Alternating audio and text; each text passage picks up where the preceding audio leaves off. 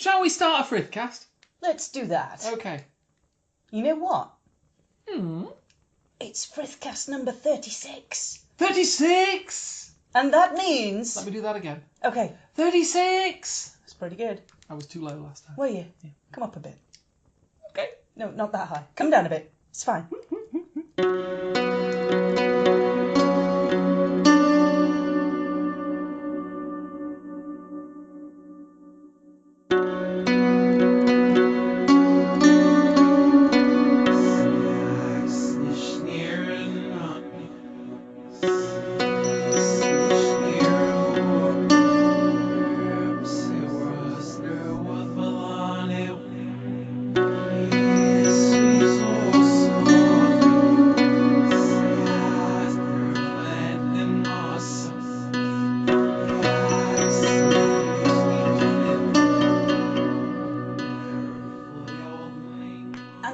Number 36 means... We've done 35 episodes of this nonsense. But 36 means it's story time. You're right.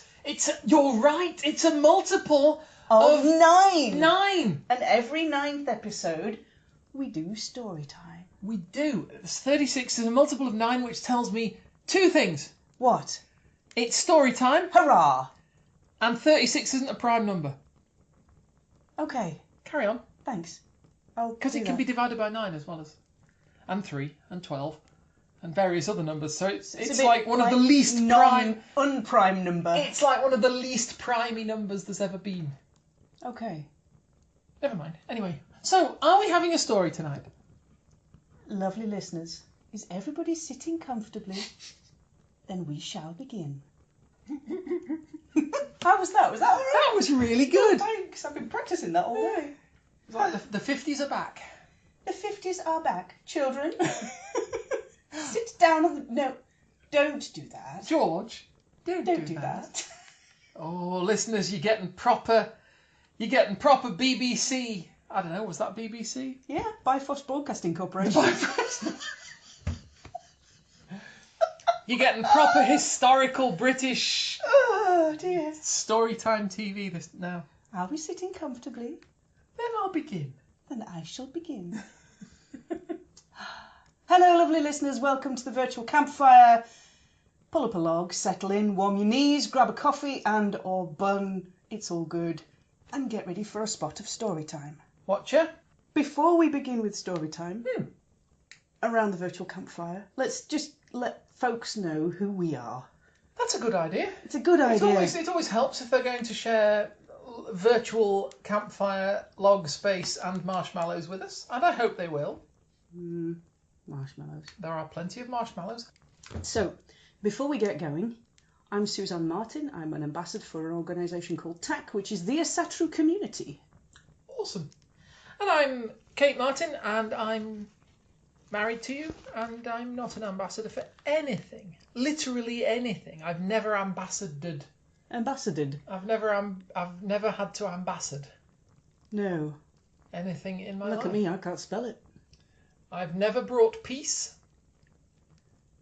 I've brought cookies. They're kind of close to peace. That's pretty diplomatic. It is.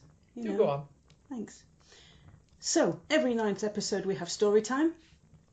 We'd like to do you one of the longest stories. Instead of us doing an extra long episode, we're going to split the story we're going to tell you into 2. So this is the first of a 2-parter. As tempting as it is to do a really long episode. Yes. As tempting as it is, we're going to do a 2-parter. 2-part story time. We're going to try science. Stand back! I'm making toast. I'm going to talk through a story that comes from around the middle of the myth cycle. Mm-hmm. And it's... I'm just going to put in a footnote here and point out the weird irony of the myth cycle having a middle. Yeah, it does. Well, it kind of has a middle. Basically, the middle bit where there's a lot of toing and froing, there's a lot of little mini adventures happening. Things are generally pretty good. Yeah, they're kind of a good thing. I like that. That's the bit that's way over the other end of the cycle from Ragnarok. Yes. So It's where the bit- Ragnarok is the bit where everything's all gone to pot and things are thoroughly unpleasant. Yes, there's not. This story comes from the part of the cycle where, let's just say Loki is involved, but he is much more of a mischievous Loki here rather than a malicious Loki, which he is more towards the end of the cycle. And this is a story that involves him and Thor. Now they are kind of the Norse odd couple. Okay, they kind of, they're like Statler and Waldorf from the Muppets. They kind of are very, very used to each other, and Thor is the only one that can get Loki to back down. So there are a couple of tales that involve the pair of them. They have very, very different characters, and they involve both of them getting up to mischief, which Loki tends to instigate. And doing Get Help. We could do Get Help. We could do Get Help. I'm not doing Get Help. Okay, fine. So yes, exactly that. It's that kind of feeling to this story. It's called Thor's Journey to Utgard. Okay. But it could easily just as well be called Thor and Loki's Journey to Utgard. Fair enough. And Utgard is the giants' city, their fortified stead. The place where many of them live. And Thor decides it would be a great idea to go there. Okay. Yeah. Not quite sure on the validity of the good idea part. Do we know why? I mean, We have... Thor, as I recall, spends most of his leisure time smashing giants up with a hammer for fun. Yeah, pretty much. Yeah, he does a lot of that and not a whole lot of sitting around the virtual campfire eating cookies. Yeah. Doesn't do a whole lot of cookies, but they decide they're going to go. His loss. I know, cookies, duh. Yeah. But then again, more cookies for us, so yay. Yay. So they decide they're going to go there. Okay. There's not a reason given as to why they want to go there. Inscrutable godly reasons. They decide it's going to be a good idea to go there. So they leave in Thor's chariot early one morning, the pair of them. Okay. And Thor's chariot is pulled by two goats. I always imagine these as sort of not like we domesticated goats that we have now, but big kind of hairy, huge, horned kind of war goat theme going on. Because you've got to, if you're going to pull a chariot with the god of thunder in it, who's described as mighty and brawny and kind of big, you're going to have to be a really strong goat. Yeah. To pull that chariot. It's going to have to be a goat with, like, muscles. War goats. Two war goats at the front, pulling the chariot with the pair of them in it. Like battle cattle. Like battle cattle. So they decide to travel to Utgard, which is the giant stronghold, for reasons unknown. Okay. And they decide that on the way, they're going to go through Midgard. That's here. That's here. If You anybody- are here, big red dot. If anybody was in any doubt or wasn't clear on the terminology, Midgard, and I've learned this because I'm married to a heathen, Midgard is here. Midgard is The here. human realm, or if you've watched the Marvel films, you'll know this.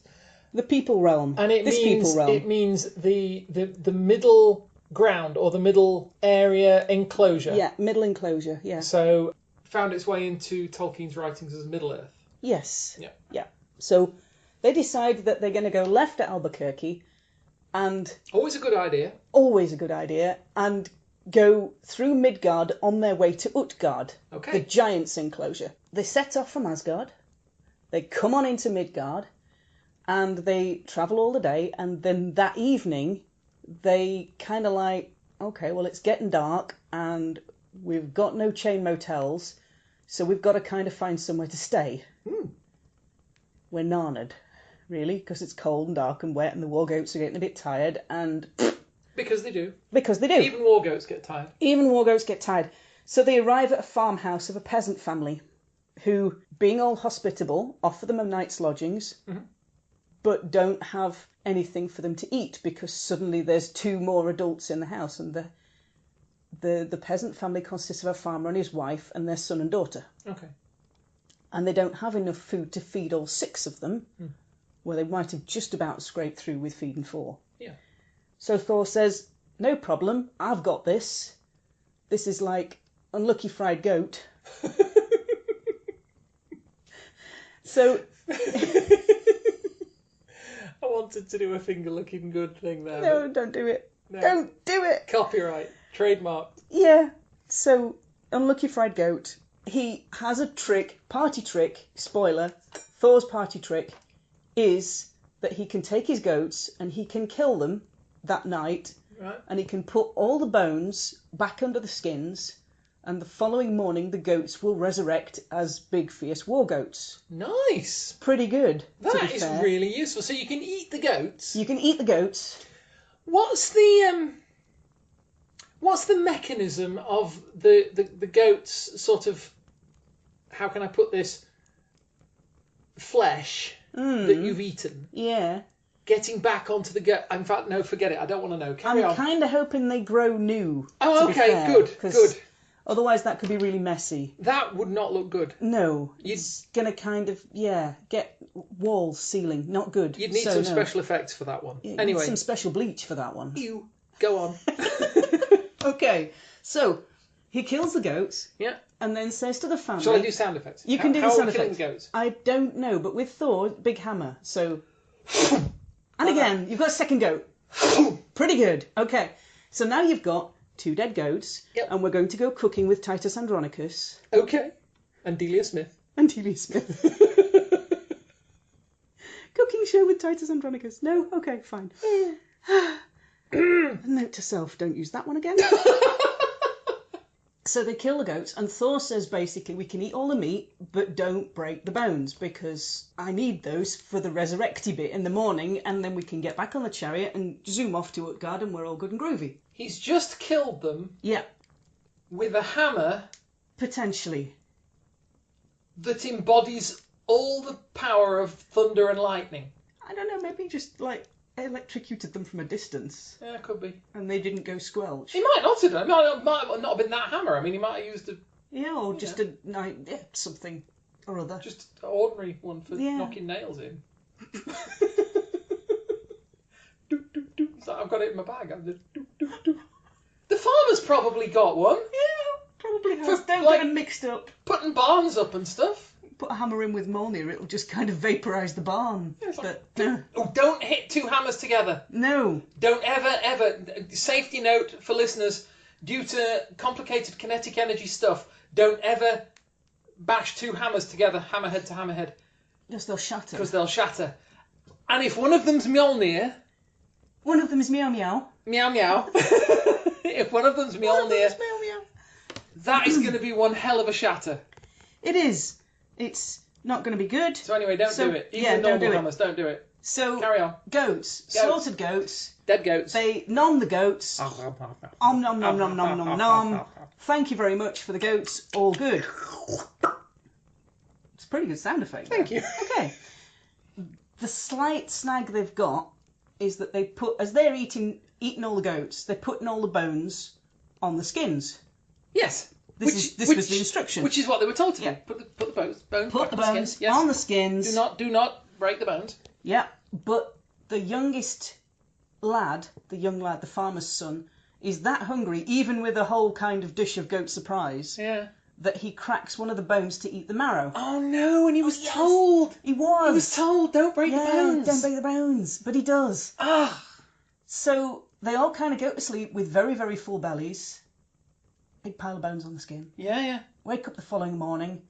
Thor resurrects the goats. One of them's limping. One of them ends up lame because the bone was broken. Because the bone was broken. Oh, bugger. I mean, how long Thor had them goats for? I don't know. You know. I mean, he could have had them for like thousands of years. And have you suffered a goat-related injury at work? Yeah. You too can claim compensation. Did you have BPI on this goat?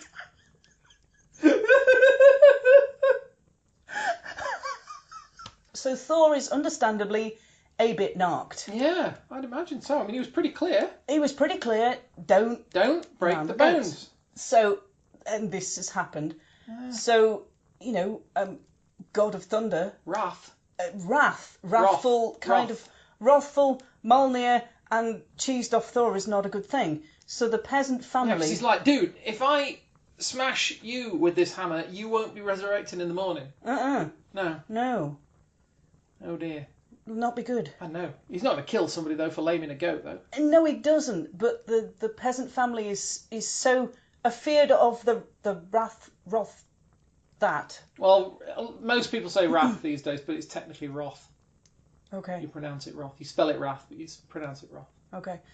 The peasant family is so afeard of that thing with the Thor and the hammer and the Ra and the lame goat and everything else that they say, please take our son and daughter to be your indentured servants in payment for the goat thing. Yeah. And, you know... Good solution, actually, because it also gets rid of the son and daughter. Yeah. Which means the two remaining people are even easier to feed, although it's going to be harder for them to grow their own food. Yeah. It's harder to run a farm with 2 than 4. Uh-huh.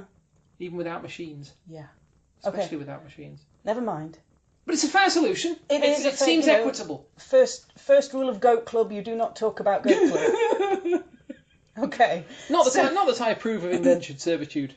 Obviously. So they end up going from 2 gods to having 2 gods and 2 servants. Human plebs. Human plebs are Thelfi and Roskva, which I have probably pronounced horribly badly.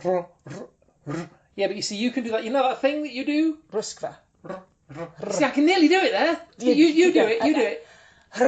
You see, I can't do that. I've never been able to do that. Okay. That thing with my tongue, I can't do it. Anyway, they've got that. Okay. So Thor thinks, well, the 4 of us can't fit in the chariot, so we're going to leave the chariot behind. Right. And leave the peasant farmer and his wife looking after the 2 goats. His 2 goats. The war goats. Okay. The war goats, the cheesed off war goats that are now have memories of being lame. So they come to the sea, which separates Midgard from Utgard. I'm going to stop you there. Go on then. The sea separates Utgard from Midgard. Yes. Now I'm going to make a short diversion. Okay. Here. Asgard. Yeah. Vanaheim. Yeah. Alfheim. Yeah. Svartalfheim. Yeah. Muspelheim. Yeah. Niflheim. Yeah. Helheim. Uh-huh. In no particular order, these. Okay. Midgard. And the other one. Okay. Right? Yeah. Right? But the other one, which was... Jotunheim. Jotunheim, the one with the giants, for pity's sake, you'd think I'd have remembered that. Right, Jotunheim. Yeah. That's 9. Yes. 9 realms. For some reason I'm holding up 10 fingers, but never I mind. can see the 10 fingers. I'm ignoring one. That's 9. So if Utgard isn't part of Midgard, yes, but it's not part of the 9, yeah, where is it? It's a good question. It's never actually sort of stated where Utgard is, but Utgard could be the name of the fortress rather than the name of the land it's in. Okay. So they're going to the fortress of the giants, or the enclosed settlement, which is in those lands. Or is it possible that 9 realms... This is right heresy, so please feel free to slap me right down for this. Druidic heresy. Here we go. Go on then. Is it possible that when they see 9 realms, they mean 9 in the way that when the Bible talks about 40 days and 40 nights? As in a very long time. It means a lot. Yes. Because that's a fairly big number for them. So when they say 9 realms, they mean a lot. I'm tempted to say no. Okay. Just because my instinct says that they can count higher than 9. Oh yeah, no, but I mean, you know, but I'm not saying it's not because they can estimate numbers quite. But it's quite like metaphorical thing, you know. Like, you know. Anyway, carry on. Do go on. Okay, so they get to the sea that splits Midgard from Utgard, and they find a boat. Good. Useful for seas. Get in the boat and they cross to the other side. Okay. It doesn't tell you how long that journey takes or what the crossing is like. They just say, get in a boat, cross to the other side. Yeah, That's kind of like Frodo and Lord of the Rings saying he set off from the Shire, he got to Mordor, dropped the ring in, job done. Yeah. It's like, get in a boat, cross to the other side, job done. I actually do write like that, though. Yeah. That's how I do stories. There's a whole movie in there that we should be able to see that we don't get to see. And then they went to such and such, and then they did this, and then they did this, and then they did this, and then that happened, and then they went home. Yes. So, Thalfi, who's the fastest of them at running, runs on ahead to scout to try and find them lodgings for that evening. Is this the boy child or the girl child? It doesn't really matter. The boy child. He can't find any kind of homestead or anything else in the forest. Okay. When he comes back, they find this very curious kind of cave, this very curious hall. It's not set into a mountainside, and it's as wide and as tall as the building entire. It's a very odd kind of doorway. Okay. And it's so dark on the inside of this hall that they can't see to the far end of it. There's no torches, no lights, no cooking fire, no people, no nothing else. So they decide to Sounds eerie. Yeah, they decide to take shelter in the very strange hall, given the fact they've got nowhere else. Okay. They settle in, and in the middle of the night, they're startled awake by what they think is an earthquake. There's this groaning and rumbling noise from the outside, and they go further, deeper into this, what they think is a cave. This is the very strange hall, no thatch roof, no beams, no wood. And they find that there's a side cave with a dead end, and then the main hall carries on stretching past that, and they can't work out what it is. Okay. What they're in. So Thor stands guard at the entrance to the largest of this room, this dead end, stumpy dead end bit. Yeah. While the other three spend the night and have a kip. Snoozing. Have a snooze. Snoozing their happy little lives away. Actually, they don't. They mostly sit there and be very afraid. Oh, okay. Because they can hear gribbly noises outside, ooh, and it's not a good night. Ooh, no. In the morning, Thor leaves the entrance to find there's a giant sleeping outside. Okay. And the shaking and horrible noises they'd heard before is him snoring. And making all them nightly noises that sleeping giants tend to make. Oh, yeah. Indeed. You see? I was hinting at it. You had to be explicit, didn't you? I didn't have to hint at it. So the giant wakes up and introduces himself as Skrymir. Skrymir. And he says that he's quite small as far as giants are concerned. He's like a wee tiny runt, and he's not very strong. There's a conversation around this, I assume. I mean, it's not because when I just kind of wake up and go, "Hi, I'm Skrymir. I'm very tall as far as giants go." Yeah, but that's basically the whole conversation here. Is the fact that he says, "Hi, I'm really tiny." Oh dear. And then Thor realizes that the hole they'd spent the night in and they'd retreated in, which was this very strange kind of thing with a short dead end to one side, and then this main cave that carried on going. Yeah. Was the giant's glove, which gives you an indication of the size of how small this giant actually is. Utterly massive. Yes, utterly massive. So you see, this is something that, yeah, because I think of Jotuns. Yes. Or Jotnar. Yes. I think of as being, big. Yeah. But not that big. No. Because I've seen Thor fighting them, and they're a bit bigger than him, but that's about it. He's wailing around and hitting them with his thing, and they're falling over. And it's like none of them. The biggest giant I've seen yet, has to have been the dwarf that Peter Dinklage was playing. Oh, which was an absolutely beautiful move, I thought, on their part. He's awesome. So big giant, and they realise that they've been kipping in his glove. Ooh. So they all didn't have. Even ask. They did out of a glove. I mean, Gar. You don't want. You do not want. You don't want strange tiny gods in your glove. No, bad idea. You think spider bites are bad? I mean. So they agree that they're all going to travel together to Utgard. Giant and everybody. Skrymir suggests that they share their provisions, and they all have separate breakfasts. And he says, well, I can bob all of your stuff in my pack because I can carry it easier. Okay. And so I can just pick up all your kit and I'll walk with you and you don't have to carry anything else. Result. Somebody's kind of, saying they're going to carry all your gear. Wait. So this complete stranger that we've only just met says, I'll just take all your food and provisions and equipment and stuff, bundle it off in my bag, and I'll carry it for you. Yeah. I'm like, whoa there, Pally. Uh-huh. I mean, I would say that if he wasn't like 47 times taller than me, but I'd be like, are you sure? It's a lot of effort for you. I wouldn't want to inconvenience you. Maybe I should carry my food and equipment and stuff. Yeah, no, that's not quite how this works. Okay. So they decide to put all their kit in the giant's bag. Giant picks it up, and starts walking. Problem: giant stride, bigger than a god's stride and bigger than a human stride. Makes sense. Makes a lot of sense.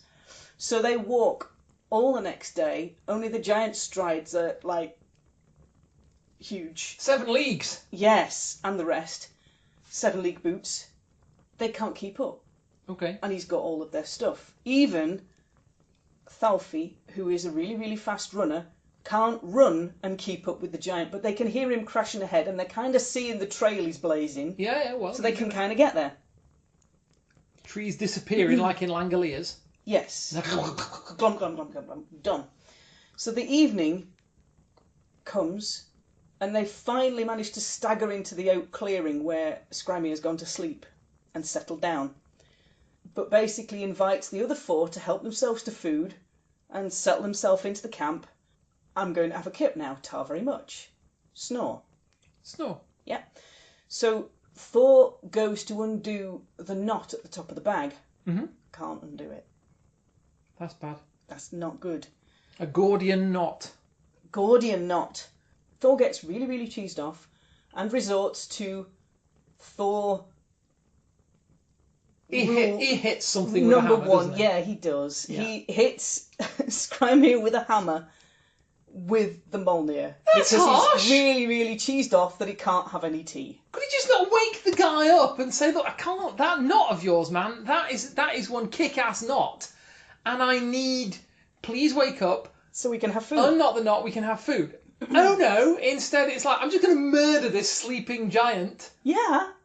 Isn't there a phrase about sleeping giants? Yeah. Don't try and murder sleeping giants with a hammer, I think it goes. Yeah. No. Okay, how does it go? I mean, how does this pan out? How does this pan out? Scrimmy kind of wakes up and goes, has a leaf fallen on my head? Have you actually finished eating yet? Shade. Shade. Sips tea eye roll. Yeah. I don't think so. I don't think so. So Thor is like, WTF, mate, You and those cheap shoes. You and those cheap shoes. You go, girl. Take those trashy shoes with you. But he doesn't. He basically is a little bit kind of, WTF, the dude's sitting up and he's talking to me. Now what do I do? So Thor replies, no, mate, we're about to go to sleep. Everything's fine. Yeah, I wasn't really trying to murder you in your sleep. Yeah. So all 4 of them kind of hedge over to the other side of the clearing. You're going to scoot. Yeah, it's sort of sideways, keeping your eyes on this big snoring giant. Who presumably knows exactly what just happened. Quite probably. Yeah. So midnight comes, giant starts snoring again, which you'll know from aforementioned earthquake noises is earthquakey.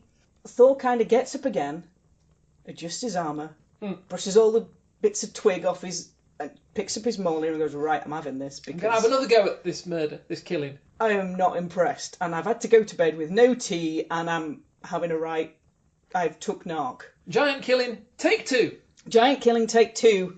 So he slams Mjolnir down in the middle of the guy's head and feels it sink into the giant's brain and thinks, there we go, job done. It is a good one. I'm going to have my food and go to bed. Because I've just mushed this dude's brain. Scrimmy kind of sits up and says, what was that? Did an acorn fall on my head? And what are you doing over here? And Thor's like, everything's fine, la la la, just getting a bucket. So he vows then that he's going to stop tickling Scrimmy with Mjolnir and really hit him. He's going to go for it this time. He's going to go for it. 3rd time lucky.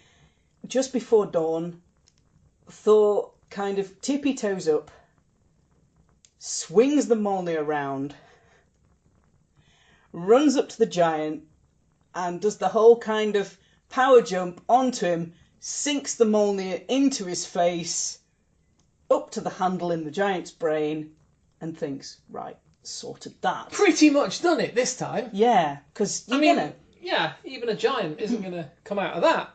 So Scrimmy sits up, presumably Thor falls off him at that point, and says, are there birds up in that tree? I thought I felt some droppings on me. Thor, are you awake? Oh, it must be time to get up. Let's go. So Thor is well cheesed. This guy knows how to make a god feel small, doesn't he? Yeah, a bit harsh. Bit harsh, you know. Shade. Yeah, definitely. So Skrymir then says, well, cheer up, because we're nearly at Utgard. Oh, that's good. And he says, the kingdom of the Giant King is slightly to the east of where we are, but I'm kind of planning on carrying on going north. So this is where we've got to part ways, but Tar, very much I've enjoyed travelling with you. It's been great. It's been fun, especially the attempted murders. They were great. They were, yeah, real kind of good times. Communal moments there. Just, yeah, sharing the brotherly love. Yeah, thing. So he then basically advises Thor and Loki and everybody else, who haven't really had much of a look in this tale so far, keep your pride for your own kind and keep your mouth shut when you get to Utgard, because they won't handle bragging from somebody that's as tiny as you are. Little people. Little people. Little tiny, little ant people. Yeah, little ant people. Thor, by this point, is seething. Yeah, I can imagine. Absolutely wired for sound seething. We've got a bit of an ego bruising going on. So he basically, the giant Skrymir says, basically advise you to kind of go home and tell everybody you visited and it was lovely and just don't bother going any further because it's going to be easier for you. Do they take that advice? No, they carry on going. Okay. So all morning, 4 travellers continue walking eastwards and they get to the gates of Utgard. And that's where we're going to stop today's episode. Okay. So... Cliffhanger or what? Cliffhanger! What's it going to be like? Who's going to be there? What scrapes are they going to get into? Oh, they get into all the scrapes. Join us next week for another exciting instalment. Oh, it's going to actually be like next fortnight. Join us in 2 weeks' time for another exciting instalment of Thor and Loki and... Human 1 and Human Thing 1 and Thing 2. What are they called? It doesn't matter. Okay. I can't remember either. Thor and Loki and Boy Child and Girl Child in Utgard. Have an adventure in Utgard. I assume it's going to be an adventure. It's another episode's worth. It is another episode's worth. We did warn you at the beginning. Do they all live? I can't tell you. Spoilers, darling. Spoilers. Or do half of them disappear? Bottom halves. All the top halves are fine. Oh dear. I know. I'm tense. I know you are. I'm going to have to be tense like this for 2 weeks. Breathe, woman, breathe. There we go. It's okay. So, lovely listeners, we will leave you for today's tale and we will tell you the other half in 2 weeks' time in episode 37. 37! 37. Which is not technically a storytelling episode, but it's going to be because it was a long story. It was a long story, and I do like a good long story. Absolutely. So if you want to find us online, my name's Suzanne Martin. You can find me on Facebook. You can find me on Twitter at Suzanne Tack, which is TAC. Drop us a message, drop us a friend request, drop us comments. It's all good. And if you want to find me, you can visit my shabby website called glassrain.net, and that will link you to my social media profiles, including my Twitter account. Don't bother, it's dreadful. It's fine. And my Facebook account, which is mostly it's all good for messaging and stuff. Yeah. But do it. Come and see us. We're always delighted to see you. Yeah, it's all good. And we'll save you space round the virtual campfire next time for episode 37 and the concluding half of Thor and Loki's journey to Utgard. Bye. Bye.